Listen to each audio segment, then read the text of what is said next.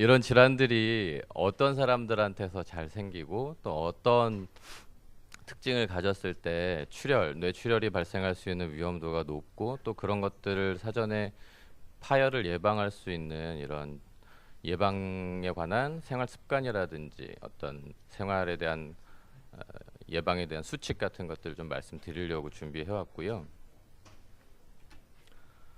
뇌동맥류는 뇌동맥류 이렇게 얘기를 해드리면 대부분의 이제 처음 질환을 겪는 환자분이나 보호자분들은 이 말의 의미를 잘 알아듣지를 못하시기 때문에 저희가 가장 비슷한 이런 성상을 가진 환자분이나 보호자분들이 익숙한 것들을 좀 찾다 보니까는 꽈리라는 말을 예전부터 좀 써오고 있습니다. 이 꽈리처럼 뇌혈관의 벽이 한 부분이 부풀게 돼서 이렇게 둥근 공 모양의 낭을 이루게 되고 이 낭에 차 있는 혈액들이 높은 압력에 의해서 터질 수 있는 이런 특징들을 가지고 있는데요.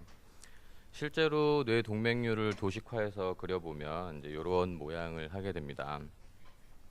혈액이 이쪽에서 이렇게 들어와서 양쪽 혈관을 통해서 나가는 길에 생긴 동맥류를 표시를 하고 있는데요.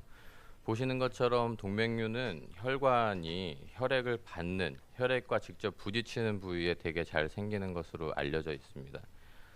뇌혈관은 이렇게 파이프 구조인데요. 이 파이프를 이루는 물질들이 있어요. 이 물질 중에 가장 중요한 물질이 콜라겐이라고 하는, 주로 이 뭐 족발이라든지 돼지 껍데기 이런 데 많이 들어있다고 피부 미용 위해서 많이 드시는 거 있잖아요. 그 콜라겐이라는 것이 이 혈관 벽에 구조를 이루기 위한 뼈대를 만들게 되고요. 그래서 굉장히 질기고 단단한 파이프를 일단 만들어 놓습니다. 그리고 이 혈관은 생체 조직이기 때문에 약간의 확장성이라든지 탄력성이 있어야 되거든요. 이런 탄력성을 좀 가미하기 위해서 예전에 우리 전지현이 선전했던 샴푸 중에 엘라스틴이라고 있는데요. 그런 엘라스틴이라는 성분이 같이 가미가 되어서 딱딱하면서도 약간의 탄성을 가지는 파이프 형태로 되어 있는 것이 우리 몸의 혈관이고, 그 중에서도 이런 탄성에 굉장히 민감하게 작용하는 것이 뇌혈관이다, 이렇게 알고 계시면 되겠습니다. 이 혈관은 보통 태어날 때 가지고 태어납니다. 그 몸 안에서 아기가 생길 때부터 뇌혈관이 발달을 해서 한번 가지고 태어난 혈관을 우리가 이제 죽는 날까지 하나의 혈관을 가지고 쓰는 거거든요. 자동차나 다른 이런 부속들처럼 부품을 교체하고 이럴 수가 없기 때문에 이 혈관은 적게는 뭐 70년, 많게는 8, 90년 동안 쓸 수 있는 그런 작용을 하기 위해서 내부에 노폐물이 쌓이면 노폐물을 청소해주는 이런 작용들이 일어나게 되고, 또 혈관에 뭐 흔히 말하는 크랙이라든지 이런 흠집 같은 것들이 생기게 되면 자동으로 복구를 하게 되는 이런 복구 과정들이 다 포함이 되어 있는데, 동맥류는 이런 복구 과정 중에 약간의 문제가 생기는 환자들에게서 좀 잘 일어난다, 이렇게 알려져 있고요. 그래서 콜라겐, 아까 콜라겐 말씀드렸는데 콜라겐에 관한 질환을 가지고 있는 분들이 뇌동맥류에 굉장히 많이 걸리는 걸로 알려져 있습니다. 대표적인 질환으로 콩팥에 물주머니가 여러 개 생기는 다낭신이라는 질환이 있는데, 이게 대표적으로 콜라겐이 약하게 만들어지는 유전성 질환인데, 이런 다낭신을 가지고 있는 환자들은 동맥류가 발병할 확률이 전체 인구보다 거의 200배 이상 높은 걸로 알려져 있어요. 그래서 이런 구조들을 이루고 있는 혈관에서 계속해서 손상은 오게 됩니다. 심장에서 높은 압력으로 혈관에 피를 짜줘서 머리 안으로 피를 돌리는 거기 때문에 그 높은 압력의 혈관이 손상을 받게 되면 대부분의 경우에는 정상적인 혈관으로 다시 복구하는 기능이 있지만, 이런 복구하는 기능이 약간 떨어져 있을 때 동맥류가 생길 수가 있어요. 동맥류가 처음 생기면 처음부터 아주 크게 동맥류가 생기는 경우는 흔치 않고요. 작은 사이즈로 동맥류가 생기는데, 이거는 이제 풍선 부는 거하고 비슷하다고 제가 환자들한테 많이 설명을 해드리는데, 풍선을 처음 불기 시작할 때는 굉장히 힘들어요. 그렇죠? 그래서 동맥류가 없던 자리에 처음 생기는 일은 굉장히 어려운 일이지만, 이미 불어놓은 풍선을 더 크게 부는 거는 굉장히 쉽거든요. 그래서 이미 생겨버린 동맥류가 사이즈가 커지거나 커지다 못해 터질 수 있는 찬스는 없는 동맥류가 생기는 것보다는 조금 더 높은 것으로 알려져 있습니다. 그래서 동맥류는 크게 우리가 두 가지로 나누어서 설명을 해드리는데요. 이거는 동맥류는 생겼지만 아직 파열되지 않은 소위 미파열성 뇌동맥류라고 하는 거고요. 그 동맥류가 파열이 돼서 이렇게 혈액이 분출해 나오면 지금은 혈관만 그렸지만 사실은 이 뇌혈관을 다 덮고 있는 거는 결국 뇌조직이거든요. 그래서 여기서 출혈이 생기면 뇌조직으로 출혈이 생기기 때문에 뇌출혈을 일으키게 되고요. 이렇게 생긴 뇌출혈을 저희가 지주막하 출혈이라고 부릅니다. 그래서 정리하면 동맥류가 터지지 않은 상태, 미파열성 뇌동맥류는 출혈을 일으키지 않은 상태여서 이 자체로는 환자의 생명이나 증상에 큰 영향을 주지 않는 상태지만 이렇게 터질 수 있는 가능성을 내포함으로써 위험한 질환이다. 이 지주막하 출혈이 되면 뇌출혈로 인한 증상 때문에 심각한 경우에는 사망이나 심각한 장애에 이르를 가능성이 있습니다. 정리하면 미파열성 뇌동맥류는 동맥류가 생겨 있기는 하지만 거의 증상을 일으키지 않고요. 증상을 일으키지 않기 때문에 미파열성 뇌동맥류는 검진이라든지 아니면 다른 이유, 예를 들어 뭐 머리를 다쳐서 사진을 찍었는데 나왔어요. 이런 것처럼 우연히 발견되는 경우가 대부분이고요. 이 경우에는 이미 아직 출혈을 일으키지 않은 상태이기 때문에 출혈을 막기 위해서 예방적 치료를 할 수가 있습니다. 대부분의 경우에는 미파열성 뇌동맥류에 대해서는 응급으로 치료를 권유드리지는 않습니다. 왜 그러냐면 치료 과정이 우리가 이제 계획되고 조직된 그런 치료 과정 중에 치료를 하게 됐을 때 가장 우리가 위험도를 환자 치료에 따른 위험도를 낮출 수가 있기 때문에 이런 미파열성 뇌동맥류는 대부분은 응급 치료를 하지 않고 계획된 그리고 조직된 그런 스케줄에 따라서 치료를 하게 되고요. 치료에 따른 사망률이나 장애율 자체는 미파열성 뇌동맥류의 경우 대개는 높지 않습니다. 아주 거대한 사이즈의 뇌동맥류나 아주 위험한 위치에 있는 뇌동맥류가 아니면 대개 1%에서 2% 내외 정도의 치료에 대한 부담을 가지고 미파열성 뇌동맥류를 치료를 할 수가 있습니다. 그에 반해서 뇌동맥류가 터지게 되면 아까 설명드렸듯이 지주막하 출혈이라는 뇌출혈이 되는데 환자가 제일 먼저 느끼는 거는 이번 생애, 그러니까 생애 처음 느껴보는 극심한 두통을 호소하는 경우가 가장 많습니다. 어떤 분들은 그 공사장에서 쓰는 오한마 있잖아요. 그 오한마로 머리를 맞았다 이런 얘기도 하시고 머릿속에서 번개가 쳤다 이런 얘기도 하시고 뭐 여자분들은 아기 날 때보다 더 아팠다 이런 얘기도 하십니다. 그래서 극심한 두통이 가장 특징이겠고요. 이거는 이제 환자 의식이 있을 때 두통을 표현을 하게 되는 거고 대개의 경우에는 의식소실이나 심정지를 동반해서 사망하시는 경우도 많기 때문에 병원에 온 지주막하 출혈 환자를 대상으로 이렇게 증상을 물어보고 대화를 하기는 굉장히 어려운 일입니다. 왜냐하면 처음에 오셨을 때 굉장히 위험한 상태로 오시기 때문에 만약에 병원에 와서 지주막하 출혈로 진단을 받았는데 그때까지 환자 상태가 만약에 괜찮다면 그때는 즉각적인 동맥류 치료가 응급으로 필요합니다. 왜 그러냐면 동맥류가 한번 파열이 됐을 때 그 지주막하 출혈이 일어났을 때 그 환자가 죽고 사는 걸 결정을 하는 거는 여기서 한번 더 터질 거냐 아니면 이걸 안 터지게 예방을 할 수 있느냐거든요. 동맥류가 파열이 되면 동맥류의 이 벽이 한 겹 날아가는 양상이기 때문에 여기서 피가 뿜어져 나오고 아시겠지만 피는 혈관 밖으로 나오게 되면 굳는 성질이 있어요. 그래서 일시적으로 혈관 벽을 혈전, 그러니까 피가 굳은 덩어리가 감싸게 돼서 한번 지혈이 되는 상태가 지주막하 출혈 초기 출혈 이후의 안정 상태이고 이 상태는 굉장히 연약한 이런 피 딱지들이 혈관을 덮고 있는 상태이기 때문에 이 상태에서 제대로 된 치료가 되지 않으면 다시 한번 터질 수가 있고 다시 한번 뇌동맥류가 터지면 똑같은 위험도가 한번 더 생기는 거예요. 그래서 동맥류가 파열된 지주막하 출혈로 내원을 하시게 되면 뭐 분당서울대병원뿐만 아니라 어느 병원에서도 즉각적으로 동맥류를 틀어막는 치료를 하게 됩니다. 틀어막는 치료를 최선을 다해서 최선의 치료를 한다손 치더라도 이 지주막하 출혈이 일단 발생하게 되면 사망률이나 장애율은 꽤 높은 것으로 알려져 있고요. 한국에서 통계를 내보면 지주막하 출혈 환자의 30일, 그러니까는 터지고 나서 한 달 이내에 발생할 수 있는 사망률은 한 30% 정도 됩니다. 그러니까 최선의 치료를 받았음에도 불구하고 30% 정도의 환자는 최선의 치료에도 불구하고 돌아가실 수 있다. 그래서 지주막하 출혈이 생기기 전 단계인 미파열성 뇌동맥류를 치료를 하는 게 중요하겠습니다. 그러면은 우리나라에서 실제로 뇌동맥류, 뭐 미파열성이든 지주막하 출혈이든 합쳐서 이런 동맥류 질환이 얼마나 발생하느냐 대해서 요거는 이제 중앙일보에 났던 신문 기사인데요. 제가 작년하고 재작년에 그 우리나라 국민 100만 명의 의료보험 정보를 좀 수집을 해가지고 9년 정도, 그러니까 100만 명을 9년 정도를 추적 관찰을 해서 연구를 한 결과를 발표를 했는데, 대략 한 1960명, 그러니까 100만 명 중에 1960명 중이 60명이 9년 동안에 지주막하 출혈을 일으켰어요.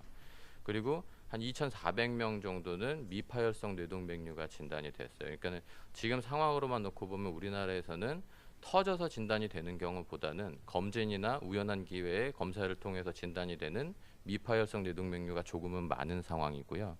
이게 10년 전만 하더라도 이렇지 않았습니다. 미파열성 뇌동맥류라는 진단은 10년 전만 해도 거의 없던 진단이고요. 그 이전에는 거의 대부분이 터진 상태에서 파열성, 지주막하 출혈로 내원하는 경우가 대부분이었어요. 그래서 이거를 우리나라 인구 10만 명당의 수치로 보정을 해보면 대략 10만 명당 1년에 52명 정도한테서 발생을 합니다. 다시 말씀드리면 1년에 주변 사람들 2,000명 중에 한 명은 동맥류 또는 동맥류 파열로 진단될 가능성이 있는 거예요. 그 작은 아파트 단지 하나 정도 되는 규모면 1년에 한 명 정도 환자는 발생할 수 있다. 요 정도 수치가 되겠습니다. 그래서 이거를 이제 연령하고 성별로 조금 우리가 나누어서 봤어요. 그 까만색 막대 그래프가 여자분들을 표시한 거고, 이 좀 연한색이 남자분들 표시한 겁니다. 40세 이전에는 거의 무시할 정도로 발병률이 낮은 거를 알 수 있어요. 그러니까 이 동맥류라는 질환은 혈액이 흘러다니는 이런 힘의 스트레스에 의한 노화성 질환이다. 이렇게 말씀드릴 수가 있겠고요. 40세가 지나면서부터 발병률이 급격하게 올라가게 되는데, 여기서 집중해야 될 점은 남자의 증가폭보다는 이 까맣게 된 여자의 발병률 증가폭이 훨씬 크다는 점입니다. 동맥류는 대표적인 여성이 많이 걸리는 혈관 질환 중에 하나로 되어 있고요. 대략 1.6배 정도 여자 환자가 많습니다. 그래서 저희가 실제로 수술을 하거나 시술, 색전술 같은 거를 할 때 수술장에서 만나게 되는 환자분들도 거의 중년 이후에 여자분들인 경우가 많고요. 물론 남자 환자가 없다는 얘기는 아니지만 확률적으로 이렇게 말씀을 좀 드리는 거예요.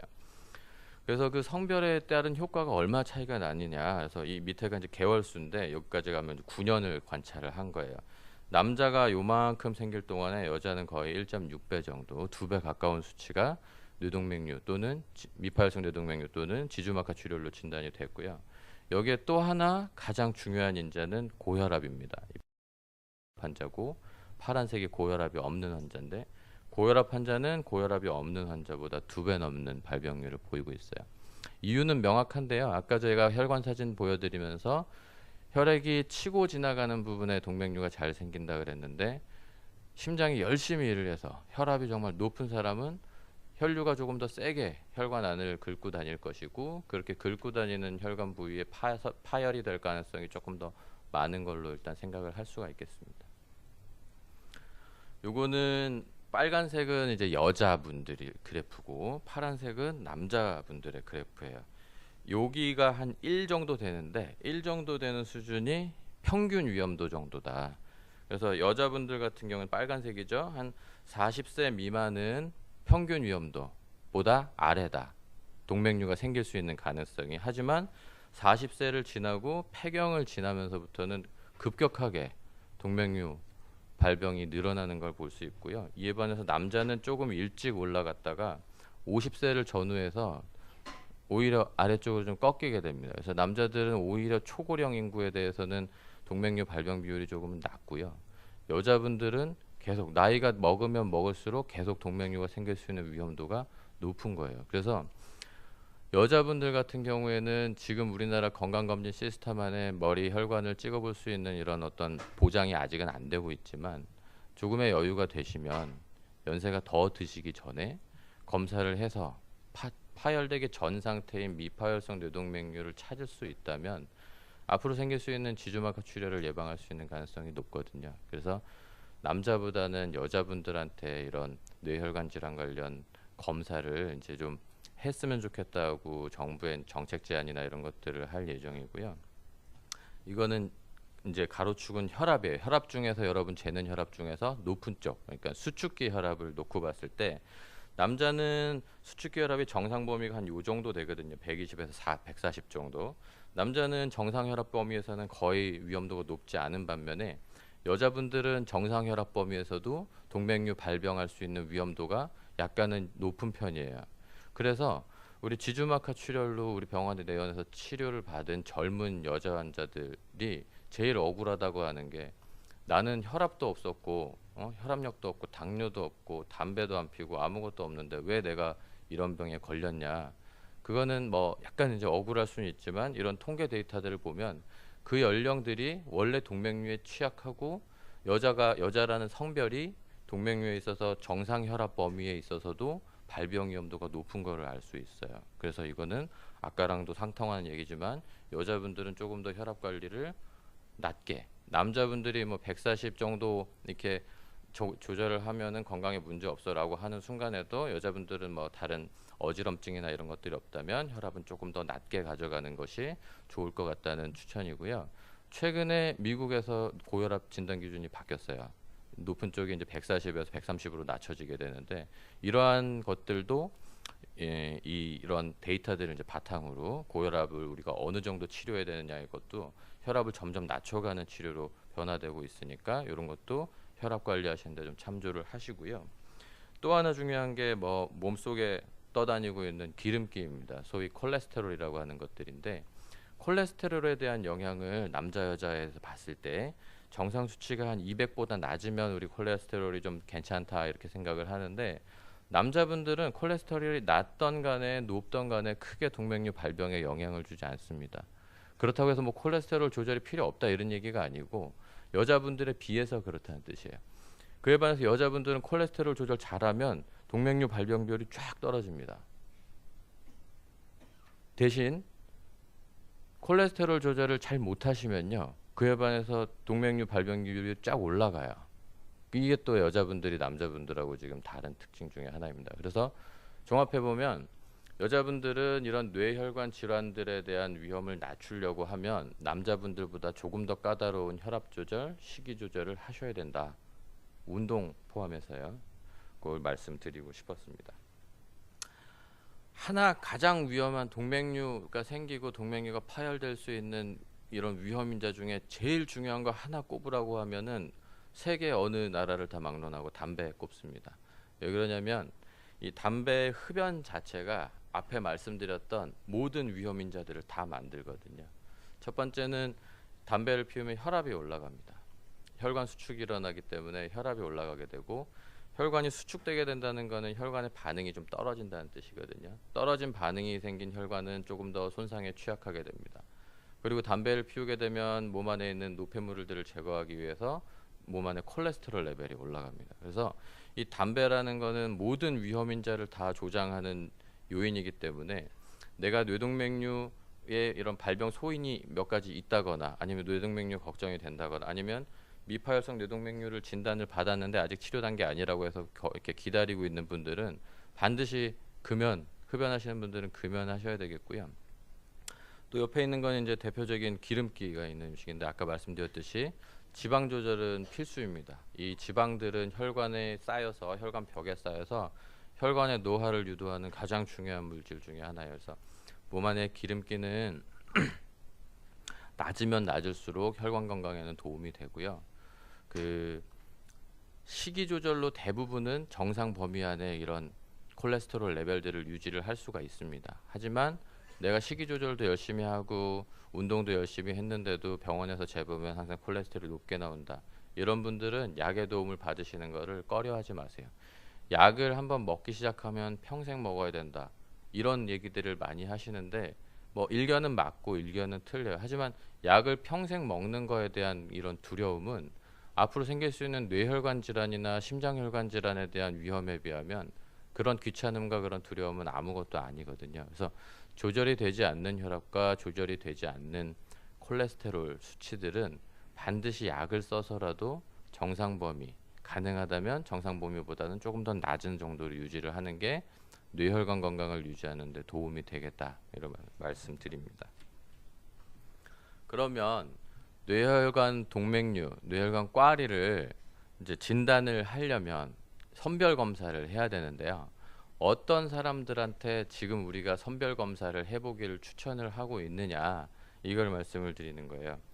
첫 번째는 가족 내, 그러니까 나의 피가 섞인 사람 중에, 나의 피가 섞인 가족 중에 2명 이상의 뇌동맥류 환자, 터졌든지 안 터졌든지 간에, 뭐 미파혈성이든 지주막하 출혈이든 간에 2명의 환자가 나의 혈연 관계에 확인이 되면 그 환자는, 그분은 보통은 저희가 검사를 해보시는 것을 권유를 드립니다. 다시 정리하면 와이프 아니죠. 와이프 뇌동맥류 있다고 해서 나 검사해야 되는 거 아니거든요. 내 피가 섞인 혈연 관계에 있는 가족들 중에 2명 이상의 환자가 있으면 검사를 해봐야 됩니다. 제가 이제 치료했던 환자 중에 맨 큰 언니가 이제 지주막하 출혈로 왔어요. 그래서 치료를 하고 그랬더니 그 밑에 여동생이 나도 불안하니까 검사 한번 해보겠다 그래서 MRI를 찍었더니 또 동맥류가 2개가 나왔어요. 그 환자. 그러면 그 가계도에서는 피가 섞인 자매 2명의 환자가 생긴 거잖아요. 그래서 5명 형제 모두 다 검사를 권유를 드렸고 5명 형제 모두 다 동맥류가 나왔어요. 그래서 다 치료를 이렇게 했던 그런 환자도 있고요. 그 다음에 아까 말씀드렸듯이 혈관을 이루고 있는 벽을 이루고 있는 콜라겐이나 엘라스틴 같은 성분들의 문제가 있는 환자, 대표적으로 다낭신 질환, 신장에 뭐 초음파를 해봤더니 신장에 물집이 많이 잡혀 있다고 해요. 신장에 무슨 벌집 모양이라고 해요. 이런 증상들을 보이는 환자들이라면 그 뇌혈관에도 문제가 있을 가능성이 많기 때문에 뇌혈관 검사를 추천을 드리고요. 뇌동맥류가 파열돼서 치료를 받은 사람, 그러니까 지주막하 출혈로 치료를 받고 회복하신 분들은 없던 부위에 새로운 동맥류가 생기는 것에 대해서 주기적으로 검사를 해보는 걸 권유를 드리고 있습니다. 그 이유는 이제 동맥류가 한번 생겼고 그 생긴 동맥류가 터졌다는 거는 쉽게 말씀드리면 이제 밭이 좀 안 좋다고 저희가 생각을 하는 거예요. 혈관 자체의 건강도, 혈관 자체의 이런 탄탄함이 좀 떨어지는 사람이기 때문에 없는 부위에 동맥류가 새로 생길 가능성이 정상 인구보다는 꽤 높다 이렇게 판단을 하기 때문에 지주막하 출혈로 치료를 받았으면 거기서 치료가 끝나는 게 아니고 다른 혈관 부위도 뭐 2년이나 3년 정도의 터울을 두고 계속 검사를 해보는 걸 저희가 추천을 드리고 있어요. 그럼 어떤 검사를 하면 되냐? 가장 조금 경제적으로 부담이 없으면서 보험에서 좀 넓게 인정해주고 있는 것은 이런 CT 검사입니다. 일반적인 CT를 찍어서는 혈관하고 뇌조직하고 구분이 안 되기 때문에 혈관 안을 이렇게 CT, 엑스레이에서 잘 보이는 물질로 채우고 찍게 되는데요. 이 물질을 우리가 조영제라고 하고요. 이 조영제는 이렇게 맞는 순간에 굉장히 화끈거리는 느낌이 전신에 들고 좀 불편감이 있긴 하지만 이걸 안 쓰면 혈관을 구분할 수 있는 방법이 없기 때문에 CT로 혈관 검사를 할 때는 꼭 조영제를 사용해야 됩니다. 우리가 CT를 이렇게 단면을 놓고 보면 보통 의사들은 이 단면을 발 아래에서 쳐다보는 걸로 생각을 해요. 그러니까 발 아래에서 쳐다보니까 누워있는 상태이죠. 코가 여기 있게 되고 눈이 이렇게 있게 되고요. 그래서 여기는 환자의 오른쪽이 되겠죠. 발 밑에서 쳐다보고 있으니까. 그래서 이분은 오른쪽 눈 뒤쪽에 굉장히 큰 사이즈의 동맥류가 CT에서 보인 경우고, 요거를 이제 세로로 잘라보면 오른쪽에 이 전두엽과 측두엽 사이에 이렇게 동맥류가 있는 것을 CT로 발견을 할 수가 있어요. CT는 이렇게 컷 슬라이스로 볼 수도 있지만 요것들을 조합을 해가지고 3차원 영상으로 만들어서 조금 더 작은 사이즈의 동맥류도 발견하기 용이한 점이 있습니다.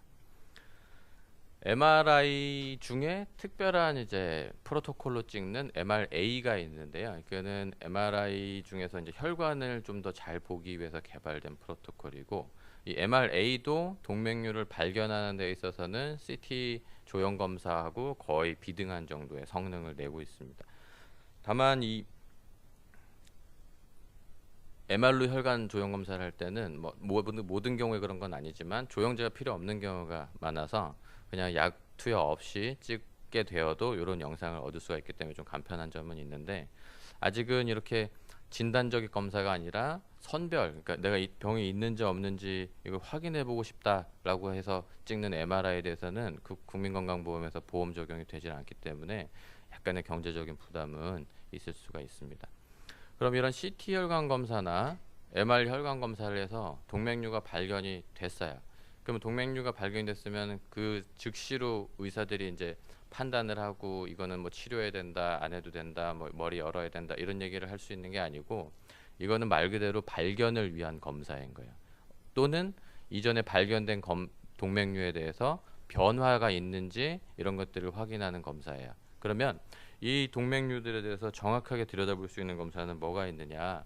그게 바로 뇌혈관 조영술인데요.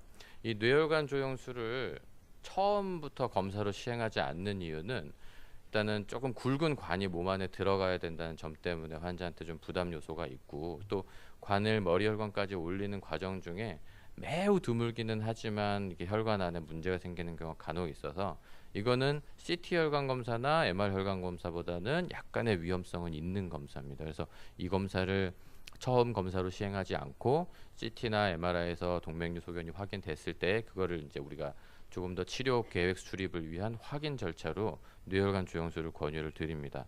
이 뇌혈관 조영술은 뇌혈관 관련 검사 중에서 정확도가 가장 높아서요. 이 해상도 측면에서 보면 CT나 MRI의 한 100배 정도 정확하게 찍는다고 볼 수 있어요. 그리고 이 치료의 근간이 되는 동맥류의 기본 분석을 시행을 하게 되는데 제일 중요한 게 동맥류의 위치겠고요. 왜냐하면 동맥류는 우리가 이게 위험할 거다 안 위험할까를 판단하는 거에 제1 요인이 위치입니다. 왜냐하면 어떤 위치에 있는 동맥류는 거의 안 터진다. 어떤 위치에 있는 동맥류는 매우 잘 터진다. 이런 것들에 대한 데이터들이 있기 때문에 위치가 제일 중요하겠고요. 또 하나는 크기인데 이 크기는 그냥 하나입니다. 크기가 크면 클수록 위험합니다. 크기는 작으면 작을수록 안전한 거고요.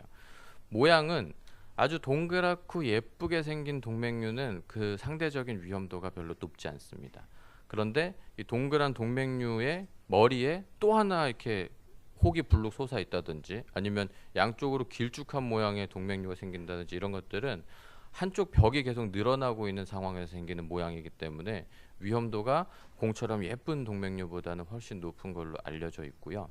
또 하나는 주변의 혈관 관계들을 잘 확인을 해야 치료할 때 어떤 혈관을 살려야 되고 어떤 혈관은 절대 손상시키지 않겠다 이런 계획들을 세울 수가 있습니다. 이게 이제 과정인데요. 저희 병원에서는 보통 오른쪽 사타구니 쪽에 우리 주사 맞는 바늘 중에 헌혈할 때 보시는 바늘이 있어요. 헌혈할 때 조금 굵은 바늘 꽂고 하거든요. 그 정도 되는 크기의 관을 이제 넣고 검사를 한다고 생각하시면 되고요.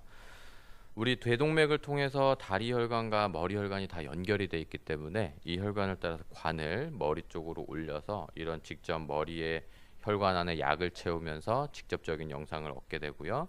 또 이 영상을 3차원으로 재구성을 해서 치료에 필요한 정보들, 이 혈관 위치, 그리고 크기, 모양이 어떤지, 이런 주변 혈관들은 어떻게 지나가고 있는지를 확인을 하게 됩니다. 여기까지 확인이 되면 우리가 제일 처음 말씀드리는 거는 이 동맥류를 치료를 할 거냐 아니면 치료를 안 하고 좀 경과를 볼 거냐고요. 치료를 하겠다고 하면 여기에는 이제 뭐 경부 결찰술, 아까 동맥류를 바깥에서 쳐다보면서 동맥류를 집게로 집어버리는 방법이 있겠고, 코일 색전술, 이거는 이 관을 넣어서 하는 방식처럼 이 미세한 관을 동맥류까지 가져다 둔 다음에 여기다 코일 같은 색전 물질을 넣어서 동맥류를 막아버리는 방법인데요. 이거는 다음 강의 시간에 반식필 교수님께서 조금 더 자세히 설명을 해 주실 겁니다. 그러면 치료를 아까는 이제 검사를 어떤 환자한테서 해야 되느냐에 대한 권고였다면, 지금은 동맥류가 발견된 환자들한테서 어떤 환자한테 치료를 권고를 할 거냐, 이거에 대해서 국내에서 이제 저희가 작성한 기준이 좀 있는데요. 만약에 치료를 하지 않기로 하고 경과를 보기로 한 환자 같은 경우에는 고혈압이 있다면 고혈압 치료를 반드시 해야 되고, 담배를 피우는 환자는 반드시 금연을 해야 됩니다.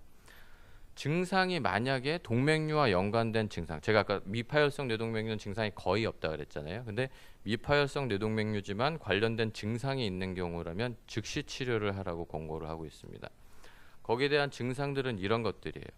어느 날 갑자기 일어나 봤더니 눈꺼풀 한쪽이 떠지지가 않고 힘을 줘도 눈꺼풀이 올라가지 않아요. 이걸 우리가 안검하수라 그러는데, 이렇게 한쪽 눈꺼풀이 잘 안 올라가는 경우, 이거는 3번 뇌신경이라는 신경이 동맥류에서 눌려서 생기는 증상이거든요. 그래서 이런 증상들이 있으면 증상이 있는 동맥류고요. 마찬가지로 거울을 봤는데 동공, 그러니까 눈 안에 있는 까만 점 같은 게 양쪽의 사이즈가 달라요. 그리고 한쪽이 굉장히 커져 있는데 그게 동맥류 부위하고 연관이 있어요. 이것도 동맥류에 의해서 눌려서 생긴 증상일 가능성이 있습니다. 또 하나는 지금 같은 경우는 거의 3cm, 30mm에 육박하는 거대 동맥류인데, 이런 거대한 동맥류는 동맥류 자체가 뇌 조직을 눌러서 증상을 만들 수도 있습니다. 예를 들어 뇌관을 누르거나 뇌의 어떤 운동신경 쪽을 누르면 마비라든지 이런 증상들이 생길 수도 있고, 지금 같은 경우에는 뇌하수체라는 중요한 호르몬 기관을 이 뇌동맥류가 눌러서 뇌하수체의 기능 저하가 왔던 환자입니다. 그래서 이런 증상을 유발하는 동맥류는 그 뭐 사이즈나 위치 이런 것들을 막론하고 치료를 바로 하는 거를 권유를 드리고 있습니다. 그 외에는 대략적으로 이제 저희 신경외과 의사들이 동의하는 정도의 수준인데, 5mm 이상 정도 되는 동맥류는 반드시 치료를 고려를 해야 되겠다. 요 정도인데, 이것도 이게 약간 위치마다 조금의 기준은 다를 수는 있습니다. 굉장히 잘 터지는 위치에 있는 동맥류는 실제로 크기가 5mm 미만이어도 저희가 치료를 권유를 드리게 되고요. 지주막하 출혈이 있었던 환자에서 발견된 미파열성 뇌동맥류는 반드시 치료를 하라고 되어 있습니다. 왜냐하면 그거는 터질 가능성이 매우 높은 미파열성 뇌동맥류이기 때문에, 경과 관찰을 하던 도중에 사이즈가 좀 커지거나 모양이 변하거나 하는 것도 터지기 직전의 신호라고 저희가 판단을 합니다. 그래서 이런 증상이 있는 뇌동맥류도 반드시 치료를 해라. 50세 미만의 혈압이 있는 환자에서 동맥류가 여기저기 여러 군데 생겨 있을 때도 동맥류를 치료를 하는 게 좋겠다고 저희가 권유를 하고 있어요. 근데 이거는 환자의 여명이 10년 정도 남았을 때의 얘기입니다. 그러니까는 이 환자가 아무 이런 병이 없을 때 적어도 10년은 사시겠다, 이런 판단을 해야 아래 판단들을 할 수 있는 권고가 되는 거예요. 그래서 우리나라 평균 수명 여자분들 이제 한 87세, 88세 정도 되시거든요. 그러니까 한 77세 요 정도까지는 우리가 치료에 대한 권고를 그대로 적용을 할 수 있는 나이고, 그 이상의 초고령 환자들에 대해서는 이제 좀 개별화된 면담을 통해서 정할 수가 있겠습니다. 또 하나 재밌는 거는 비파열성 뇌동맥류고 의사들은 치료를 아직 안 해도 되겠다고 판단을 했지만 환자가 불안 증세나 우울 증세가 심한 경우에도 치료를 권고하라고 되어 있습니다. 뭐 겪어보신 분도 있겠지만 굉장한 불안감에 시달리게 되거든요, 환자분들은. 그러면 치료를 결정을 만약에 했으면 이제 치료 날짜를 잡으셨을 거 아니에요. 치료 날짜를 잡고 그동안에 어떻게 살아야 되냐, 이런 질문들도 많이 하시는데, 앞에 있는 뇌동맥류가 잘 발생하고 잘 터지는 원인들하고 다 일맥상통해 있습니다. 그래서 치료를 결정을 하고 치료를 대기하는 이런 시간 동안에도 혈압 조절과 금연, 절주가 핵심이겠고요. 저지방 저염식이는 혈압을 낮추고 몸속 콜레스테롤을 낮추는 효과가 있어서 동맥류에 대한 보호 효과가 있습니다. 그래서 이렇게 관리를 하시면 치료 전까지 대부분은 안전하게 계실 수 있을 거라고 생각이 됩니다.